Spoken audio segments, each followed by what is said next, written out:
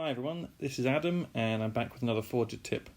So I want to talk a little bit today about merging meshes. So I've got a brand new scene here, and one of the most common sort of newbie errors I find with sculpting packages is people who want to sculpt, say, the mouth of a character. So let's just find a center point here.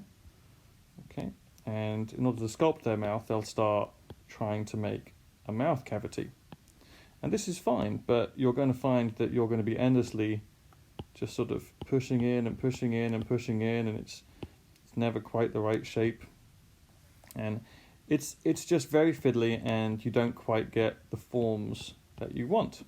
So, what's a nice quick way of going about making this? Well, much like ZBrush, Forger has the ability to merge meshes. So, let's give ourselves a brand new scene. Right, and we're going to say sphere again. And in this case, we're just going to quickly shape out a very quick beak. Now I've got symmetry on the necks. What I will do is scale this a little bit.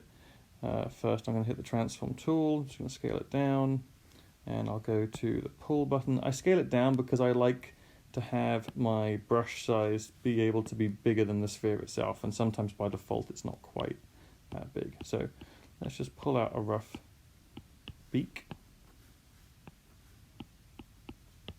And I'm going to start making a sort of the inside hollow of, let's think of this like a dragon or a bird or some sort of creature like that.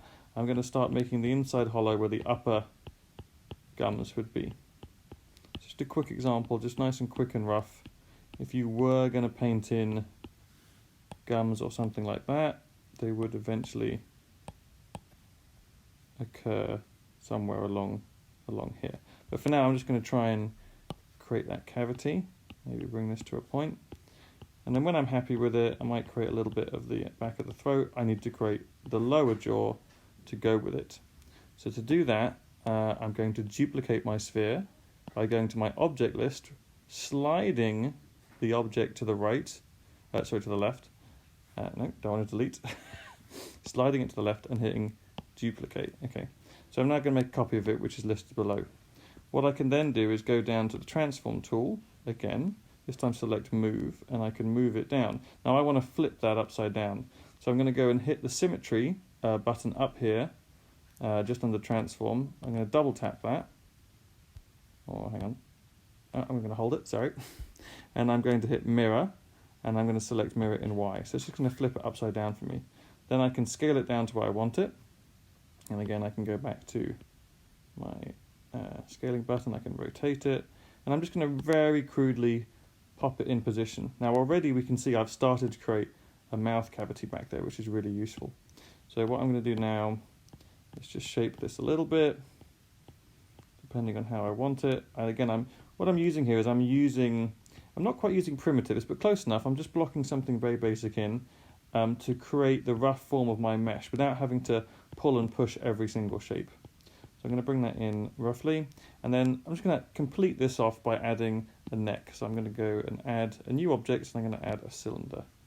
Right, so with that cylinder, I'm going to go back to the transform options. This time I'm going to rotate, and I'm just going to roughly position that at the neck. And let's scale that as well. So I'll hit scale, and maybe scale it in a little bit. Now at this point, it's going to start getting a little fiddly, because if I want to start editing all these different things, I've now got 3 different objects. It's a bit hard to get all 3 of them to work together. What I want to do is now merge these together while it's still low before I've done any detail, and then I can start working on it as one mesh.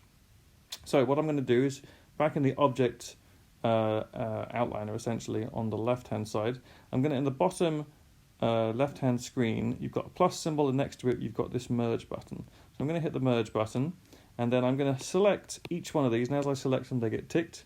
Then I'm going to hit the blue merge button above those ticks, and it's going to say, do you want to combine my meshes? Yes, I do. It's going to combine them. Now they are not merged meshes at the moment. It just means that they're all, I can, if I have a very big move brush, I could move all of them at once or close to, but they're now one object. They're not merged.